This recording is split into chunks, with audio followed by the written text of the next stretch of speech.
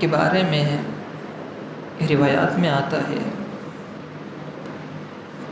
کہ خواتین کو، عورتوں کو اس سورت کی تعلیم دینی چاہیے۔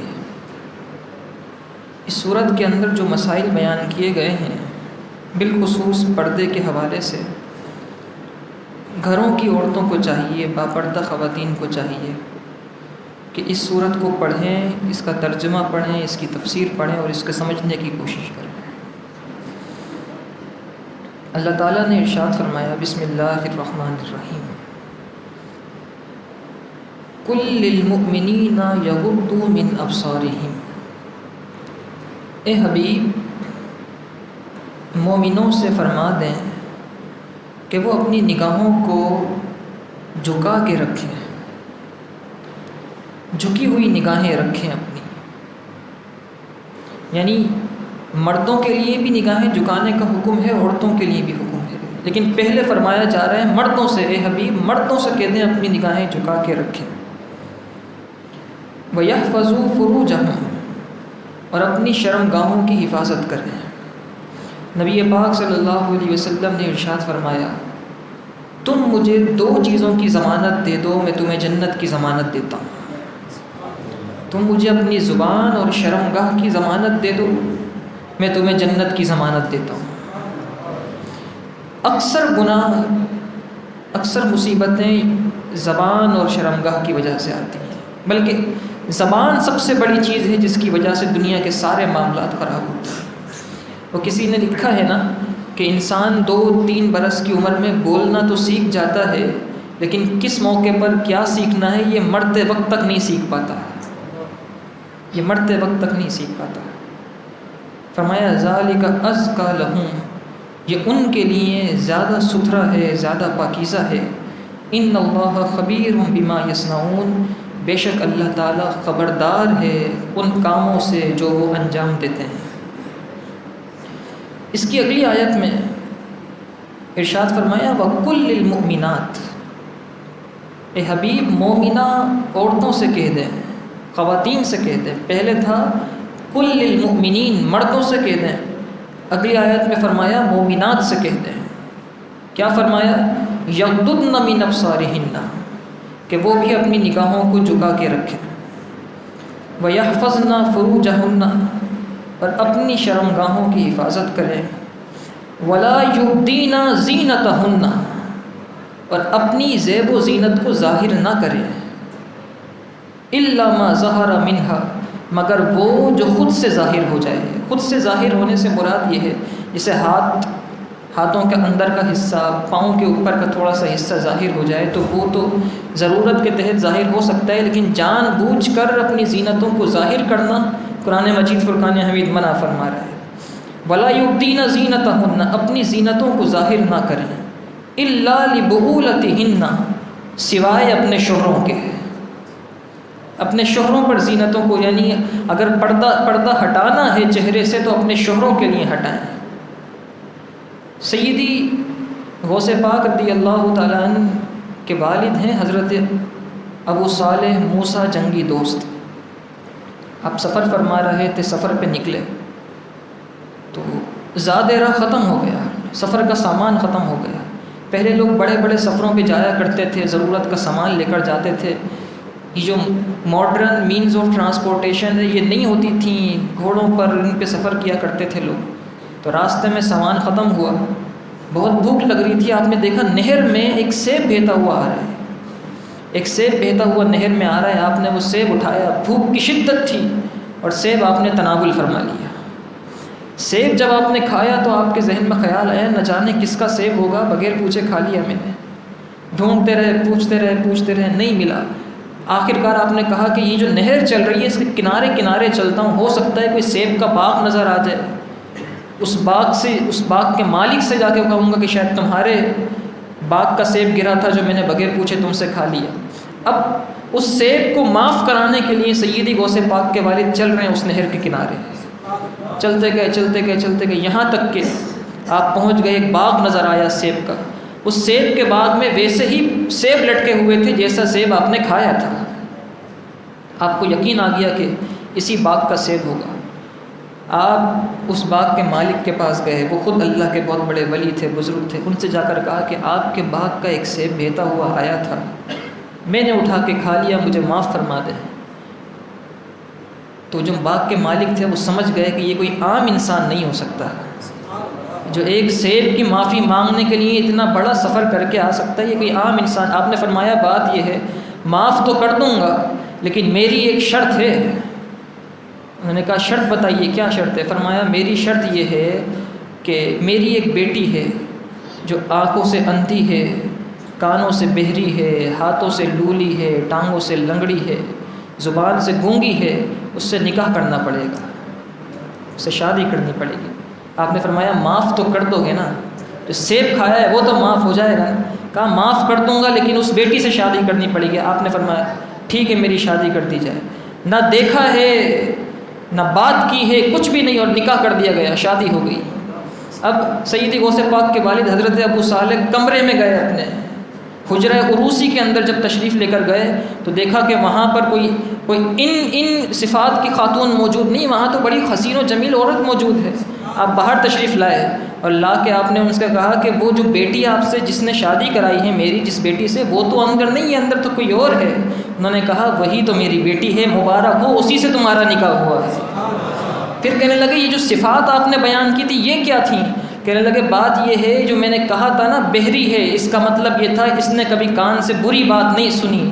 گونگی اس لیے کہا تھا اس نے کبھی زبان سے بری بات نہیں بولی. اندھی اس لیے کہا تھا اس نے آنکھ سے کبھی بری چیز نہیں دیکھی. اس کے ہاتھ کبھی برائی کی طرف نہیں بڑھے، اس کے پاؤں کبھی برائی کی طرف نہیں بڑھے، اسی لیے لگڑی اور لولی ہے. یہ تقویٰ اور یہ پردہ اور یہ طہارت کا حساب ہوا کرتا تھا. لیکن آج سارے معاملات الٹ ہو گئے.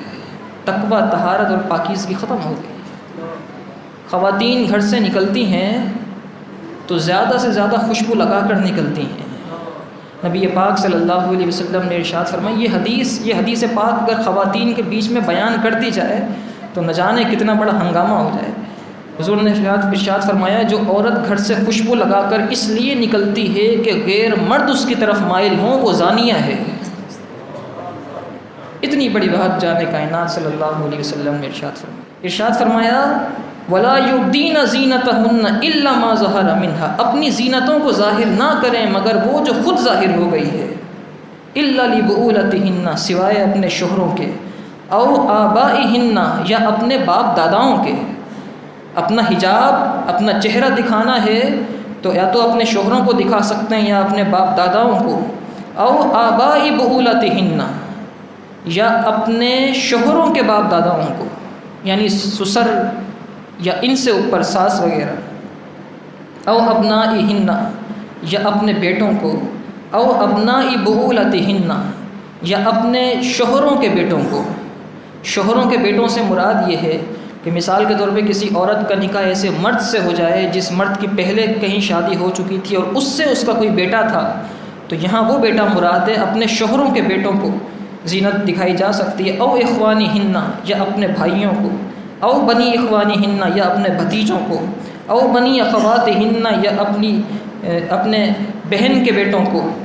او نسائہن، یا اپنی عورتوں کو. اور پھر آگے پورا ذکر اللہ تعالیٰ نے فرمایا او الطفل الذی لم یظہروا علی عورات النساء، یا ان بچوں کے سامنے زینت کھولی جا سکتی ہے، چہرہ دکھایا جا سکتا ہے جو عورتوں کی شرم و حیا کی باتوں پر مطلع نہ ہوئے ہوں. چھوٹے بچے مراد ہیں. یہ پوری صورت اس کے اندر کئی مقامات پر اللہ تعالیٰ نے پردے کا ذکر فرمایا ہے. ولا یضربن بارجلہن، پھر فرمایا اور اس طرح نہ چلیں لیعلم ما یخفین من زینتہن، کہ ان کی پردے کی چیزیں ظاہر ہونے لگ جائیں. چلنے کا طریقہ قرآن پاک ارشاد فرما رہا ہے خواتین کو اس طرح نہ چلیں کہ ان کے پردے کی چیزیں ظاہر ہو جائیں. وَتُوبُوا إِلَى اللَّهِ جَمِيعًا، اور تم سب کے سب اللہ کی بارگاہ میں توبہ کرو. أَيُّهَا الْمُؤْمِنُونَ، اے مومنو، لَعَلَّكُمْ تُفْلِحُونَ، تاکہ تم فلاح پا سکو. یہ حکم مردوں کے لیے بھی. حضرت خواجہ نظام الدین اولیاء رحمۃ اللہ تعالیٰ علیہ، نبی پاک صلی اللہ علیہ وسلم نے ارشاد فرمایا ہے پہلی نظر اگر پڑ جائے اتفاقاً تو وہ معاف ہے، لیکن پھر قصداً اور جان بوجھ کر دوسری نظر اگر کسی نامحرمہ پر ڈالی تو اس کی پکڑ ہوتی ہے. حضرت خواجہ نظام الدین اولیاء رحمۃ اللہ تعالیٰ علیہ کے ایک مرید تھے، بڑے نیک صالح تھے. آپ کسی جگہ سے گزر رہے تھے، آپ کی نظر کسی عورت پر پڑی، بڑی حسین و جمیل تھی. نظر پڑی اور وہ جو بزرگ تھے مرید، وہ خود صاحب کشف تھے. وہ چہرہ دیکھ کر بتا دیا کرتے تھے یہ انسان جنتی ہے یا جہنمی ہے. اتنا بڑا مقام اور مرتبہ عطا فرمائے. ان کی نظر کسی حسین و جمیل عورت پر پڑی تو آپ نے کشف سے فوراً معلوم کر لیا کہ یہ عورت جہنمی ہے. پہلی نظر پڑ گئی تھی، اتفاقاً پڑی تھی، اس کی معافی ہوتی ہے. دوسری مرتبہ نظر آپ نے قصداً ڈالی اور اس ارادے کے ساتھ ڈالی، اس سوچ کے ساتھ ڈالی کہ اتنی حسین و جمیل عورت ہے، یہ بھی جہنم میں جلے گی.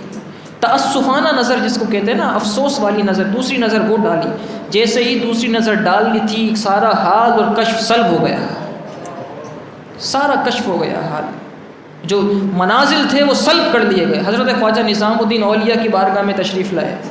جیسے ہی تشریف لائے حضرت خواجہ نظام الدین اولیاء رحمۃ اللہ تعالیٰ علیہ نے چہرہ دیکھا، چہرہ دیکھ کے اپنا چہرہ پھیر لیا، قدموں میں گر گئے. کہنے لگے آپ نے کیوں چہرہ پھیرا؟ تو خواجہ نظام الدین اولیاء خود صاحب کشف بزرگ تھے، فرمانے لگے تو نے دوسری مرتبہ چہرہ وہاں کیا تھا، ہم پہلی مرتبہ ہی چہرہ تجھ سے پھیر رہے ہیں، ہم پہلی مرتبہ ہی تجھ سے چہرہ پھیر رہے ہیں. یہ پردہ تھا جو کہ آج ہمارے معاشرے سے بالکل عنقا ہو چکا ہے، ختم ہو چکا ہے. اور اگر کسی کو سمجھایا جائے تو لوگ کہتے ہیں کہ بڑے پرانے دور کی باتیں کرتے ہیں، یہ تو زمانے کا تقاضا ہے. زمانے کا تقاضا کچھ نہیں ہوتا. قرآن وہی ہے جو 1400 سال پہلے نازل ہوا تھا. قرآن نہیں بدل سکتا. اور آج بھی اگر امت کو فلاح چاہیے، کامیابی چاہیے، تو پھر سے اسی راستے کی طرف آنا پڑے گا جو دین کا راستہ تھا، اسی پاکیزگی کی طرف آنا پڑے گا. حضرت سیدنا بشر حافی رحمۃ اللہ تعالیٰ علیہ، کچھ خاندان کی بھی بات ہوتی ہے، اچھے خاندان کی بھی بات ہوتی ہے.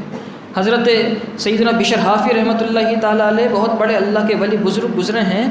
آپ کی بہنیں گھر میں سوت کاتا کرتی تھیں، دھاگے بنایا کرتی تھیں ہاتھوں سے. تو دن کی روشنی میں تو سورج کی روشنی ہوا کرتی تھی، اس سے دھاگا بناتی تھیں. رات کے وقت چاند جب 14ویں کا ہوتا تھا، 13ویں کا یا 15ویں کا، جب چاند کی روشنی زیادہ ہوتی تو بنا لیا کرتی تھیں. لیکن جب چاند نہیں ہوتا تھا، چھوٹا ہوتا تھا، روشنی کم ہوتی تھی، تو انہیں سوت کاٹنے میں پریشانی ہوتی تھی. اور گھر کے حالات ایسے نہیں تھے کہ گھر کے اندر دیا جلایا جا سکے. گھر کے حالات ایسے نہیں تھے کہ دیا جلایا جا سکے.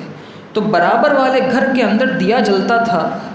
ایک دن ان بہنوں نے کہا کہ کل کچھ کھانے کے لیے بھی نہیں ہے، دھاگا بنے گا تو بکے گا تو کھانے کی رقم آئے گی، کیوں نہ یہ کر لیں کہ برابر میں جو دیا جل رہا ہے اس کی روشنی کچھ ہمارے صحن میں پڑ رہی ہے، کیوں نہ اس روشنی کے اندر ہم دھاگا بنا لیں اپنا، تو کام بن جائے گا. حضرت امام شافعی علیہ رحمہ کا دور تھا، لیکن انہوں نے کہا پھر ایک کام کرتے ہیں، بنا لیتے ہیں، صبح جا کے حضرت امام شافعی سے مسئلہ پوچھ لیں گے. رات کو دھاگا بنایا، صبح ہوئی، ان دونوں نے حضرت امام شافعی علیہ رحمہ کے پاس کسی کو بھیجا، کہا کہ ان سے پوچھ کر آؤ کہ برابر والے گھر میں دیا جل رہا تھا، اس کی روشنی ہمارے گھر پڑ رہی تھی، ہم نے بغیر پوچھے اس کے دیے کی روشنی سے دھاگا بنا لیا ہے، ہمارے لیے جائز ہے یا نہیں ہے؟ اس دھاگے کو بیچ کر کھانا ہمارے لیے جائز ہے یا نہیں ہے؟ حضرت امام شافعی کے پاس جب یہ مسئلہ آیا تو آپ رونے لگے. آپ نے فرمایا یہ بتاؤ مسئلہ آیا کہاں سے ہے، مسئلہ بھیجا کس نے ہے؟ تو انہوں نے بتایا مسئلہ آیا ہے حضرت بشر حافی کے گھر سے. کہنے لگے کسی اور کے گھر سے آتا تو میں کہہ دیتا جائز ہے، لیکن مسئلہ بشر حافی کے گھر سے آیا، ان کو کہو تمہارے لیے جائز نہیں ہے، تمہارا جو مقام اور مرتبہ ہے تمہارے لیے جائز نہیں ہے. اسی وقت وہ سارا دھاگا صدقہ کر دیا. گھروں کی بھی بات ہوتی ہے، گھروں کی بھی بات ہوتی ہے. یہ پردے، یہ طہارت، کیا صحابہ کرام علیہم رضوان سے بھی زیادہ یہ جو آیات اتری ہیں صحابہ کے دور میں اتری ہیں، اور صحابہ کرام علیہم رضوان سب سے پہلے اس کے مخاطب ہیں ان آیات کے. صحابہ سے کہا جا رہا ہے تم اپنی نگاہوں کو جھکاؤ، صحابیات سے کہا جا رہا ہے تم اپنی نگاہوں کو جھکاؤ. تو آج کے دور کی تو بات ہی الگ ہے.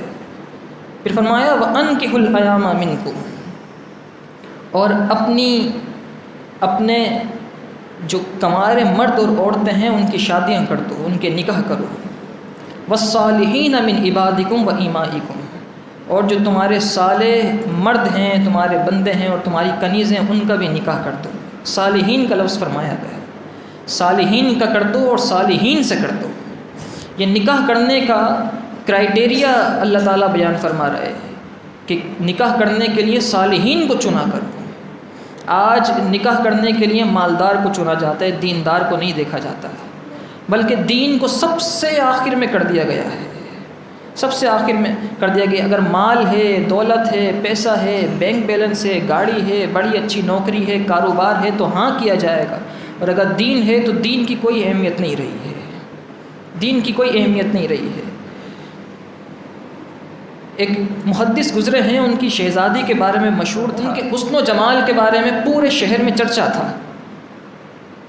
بادشاہ وقت نے رشتہ بھیجا کہ میرے بیٹے کا رشتہ کیا جائے آپ کی بیٹی سے، آپ نے منع فرما دی۔ آپ نے فرمایا تمہارے بیٹے کے پاس دنیا تو بہت ہے، دین نہیں ہے۔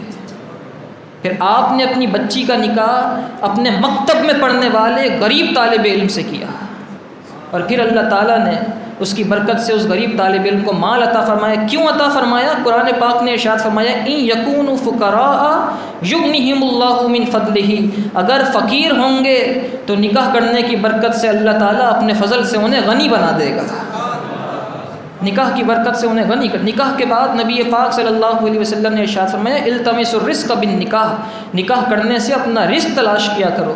جب نکاح ہوتا ہے تو اللہ تعالیٰ رزق میں اضافہ فرما دیتا ہے، اللہ تعالیٰ رزق میں اضافہ فرما دیتا ہے۔ حضرت سیدہ خدیجہ الکبریٰ رضی اللہ، اور یہ رشتہ ایسا ہے جس کی برکات اتنی ہیں۔ سیدہ خدیجہ الکبریٰ رضی اللہ تعالی عنہ آپ عرب کی مکے کی ملکہ تھیں، اتنا مال و زر آپ کے پاس تھا۔ آپ کے نکاح سے پہلے آپ کے سامنے کئی کنیزیں آپ کے حکم کی تعمیل بجا لانے کے لیے کھڑی رہا کرتی تھی کہ ابھی کوئی اشارہ ملے اور ہم کام کریں۔ نبی پاک صلی اللہ علیہ وسلم سے نکاح ہوا اور اپنا سارا مال دین کے لیے خرچ کر دیا، سارا مال دین کے لیے خرچ کر دیا۔ ایک وقت تھا کہ آپ کے گھر کا کھانا کنیزیں بنایا کرتی تھیں، حضور کے نکاح میں آئیں، حضور کے حرم میں آئیں تو گھر کا کھانا خود بنایا کرتی تھیں۔ ایک دن گھر کا کھانا بنایا اور اپنے کچن سے باورچی خانے سے باہر تشریف لائیں، ہاتھ میں کھانا تھا، نبی پاک صلی اللہ علیہ وسلم کے لیے کھانا لا کے رکھا تو نبی پاک صلی اللہ علیہ وسلم دیر تک سیدہ خدیجہ الکبریٰ رضی اللہ تعالیٰ عنہ کا چہرہ دیکھنے لگے، دیر تک دیکھا اور دیکھنے کے بعد حضور مسکرانے لگے۔ سیدہ خدیجہ الکبریٰ نے عرض کی یا رسول اللہ، کئی مرتبہ پہلے بھی کھانا دیا ہے لیکن آج یہ خلاف معمول، آپ نے دیر تک مجھے دیکھا پھر مسکرانے لگے۔ حضور نے فرمایا اے خدیجہ تجھے مبارک ہو، کچھ دیر پہلے میرے پاس جبریل امین آئے تھے اور تیرا کھانا بنانا، خدمت کرنا، میرے پاس لا کے رکھنا رب کو اتنا مقبول ہو گیا ہے، رب کی بارگاہ میں اتنا پسند ہو گیا ہے کہ جبریل نے آ کے کہا ہے یا رسول اللہ خدیجہ سے کہہ دیں کہ رب ان کو سلام کہہ رہا ہے، رب ان کو سلام کہہ رہا ہے۔ یہ اتنا مقدس اور پاکیزہ، اللہ تعالیٰ نے ارشاد فرمایا واللہ واسع علیم، اور اللہ تعالیٰ وسعت والا، علم والا ہے، وہ جانتا ہے۔ وَلْيَسْتَعْفِفِ الَّذِينَ لَا يَجِدُونَ نِكَاحًا، اور اپنے آپ کو پاکیزہ رکھے وہ لوگ جو نکاح کی طاقت نہیں رکھتے، حَتَّى يُغْنِيَهُمُ اللَّهُ مِنْ فَضْلِهِ، یہاں تک کہ اللہ تعالیٰ انہیں اپنے فضل سے غنی فرما دے گا۔ حضرت سیدنا محمد یوسف بن اسماعیل نبہانی رحمۃ اللہ تعالیٰ علیہ بہت بڑے عالم گزرے ہیں۔ حضرت اسماعیل نبہانی رحمۃ اللہ تعالیٰ علیہ اعلیٰ حضرت امام اہل سنت کے دور کے ہیں، تقریباً 125 سال ہوئے ہیں آپ کے وصال کو، اور جس طریقے سے اعلیٰ حضرت امام احمد رضا خان فاضل بریلوی رحمۃ اللہ تعالیٰ علیہ کو عجم کا، بر صغیر پاکستان، ہندوستان، بنگلہ دیش، سری لنکا، ان علاقوں کا اعلیٰ حضرت کہا جاتا ہے، عجم کے اعلیٰ حضرت اس دور میں امام احمد رضا خان فاضل بریلوی علیہ رحمہ تھے، تو عرب کے اعلیٰ حضرت علامہ یوسف بن اسماعیل نبہانی رحمۃ اللہ تعالیٰ علیہ تھے۔ آپ نے حضور کی سیرت پر ایک کتاب لکھی ہے 4 جلدوں پر۔ جب سیرت کی کتابیں لکھی جاتی ہیں یا قرآن کی تفسیر لکھی جاتی ہے تو اس کے لیے ذہنی طور پر انہماک چاہیے ہوتا ہے، تاکہ انسان دیگر پریشانیوں سے، دیگر چیزوں سے وہ ہٹ کر صرف اور صرف تفسیر یا سیرت پر کام کر سکے۔ تو آپ نے جب سیرت لکھنے کا آغاز فرمایا تو اپنی زوجہ سے یہ کہا کہ دیکھو حضور کی سیرت لکھ رہا ہوں، 4 مہینے لگ سکتے ہیں سیرت لکھنے میں، تو ان 4 مہینوں میں مجھے تم گھر کے معاملات سے فارغ البال کر دینا، بچوں کی تعلیم، کھانا پکانا، گھر کے معاملات، میں اپنے حجرے میں بیٹھ کر حضور کی سیرت لکھوں گا صرف۔ تو آپ کی زوجہ بڑی نیک پاک باز تھی، انہوں نے کہا آپ فکر نہ کریں، 4 مہینے تک ساری ذمہ داری میری ہے۔ اب حضرت سیدنا یوسف بن اسماعیل نبہانی رحمۃ اللہ تعالیٰ نے سیرت لکھنی شروع کی، 4 جلدیں اس کی مکمل ہوئیں۔ 4 مہینے کے بعد وہ 4 جلدیں آپ نے اپنی زوجہ کو پیش کیں اور کہا مبارک ہو، تمہاری ذمہ داری آج ختم ہو گئی، 4 جلدیں پوری ہو گئیں، اب جو کام تمہارے کرنے کے تھے وہ میں ہی کیا کروں گا، جو میرے کرنے کے تم کر رہی تھیں اب وہ میں ہی کیا کروں گا۔ تو آپ کی زوجہ رونے لگی، کہنے لگی اتنی جلدی مکمل ہو گئی کتاب۔ تو حضرت یوسف بن اسماعیل نبہانی رحمۃ اللہ تعالیٰ نے فرمایا خوش ہونا چاہیے، تمہارے کام کا بوجھ کم ہو گیا، کتاب مکمل ہو گئی۔ کہنے لگے خوشی، بات یہ ہے ان 4 مہینوں میں نبی پاک صلی اللہ علیہ وسلم نے 70 مرتبہ اپنا دیدار کرایا ہے، اور ہر مرتبہ حضور آ کے یہ کہا کرتے تھے اے خاتون، اے عورت تو اپنے شوہر کی خدمت کرتی ہے، اس کو تو نے میری سیرت کے لیے فارغ البال کر دیا ہے، جا انعام میں ہم تجھے اپنا دیدار کراتے ہیں، انعام میں ہم تجھے اپنا دیدار کراتے ہیں۔ تو یہ چیزیں ہیں جو سمجھنے کی ضرورت، بلکہ میں تو یہ کہتا ہوں کہ یہ جو ہمارے کلچر کے اندر یہ اتنے سارے نہ جانے کیا کیا تہوار اور ایونٹس اور سیلیبریشنز شروع ہو چکی ہیں، اس کی جگہ پر خواتین کی محفل میں پس پردہ کسی سنی صحیح العقیدہ عالم دین کا بیان کرانا چاہیے، جو ہو خاص اس موضوع پر کہ چلنا کس طریقے سے ہے، تاکہ ہمارے گھرانے جنتی گھرانے بن سکیں۔ اللہ پاک ہمیں قرآن مجید فرقان حمید سمجھنے کی توفیق عطا فرمائے۔ آپ حضرات اپنے گھر کی خواتین کو جا کر یہ ضرور بتائیں کہ سورہ نور کی تلاوت بھی کریں، سورہ نور کو پڑھیں، اس کو سمجھیں اور اس پر عمل کرنے کی بھی کوشش کریں۔ وآخر الدعوایا ان الحمد للہ رب العالمین۔